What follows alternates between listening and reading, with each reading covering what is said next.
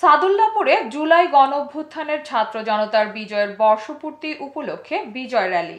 সাদুল্লাপুর গাইবান্ধা প্রতিনিধি মোজাহিদুল ইসলাম বিপ্লবের রিপোর্টে বিস্তারিত। সাথে আছে আমি রাজিয়া সুলতান। আপনারা দেখছেন I1 টিভি।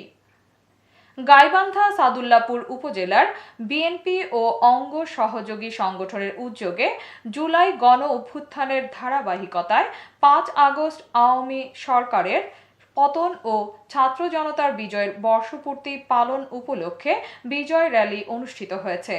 5 আগস্ট বিকালে সাদুল্লাপুর বহুমুখী পাইলট উচ্চ বিদ্যালয় থেকে বিজয় র্যালিটি বের হয়ে শহরের প্রধান সড়ক প্রদক্ষিণ করে।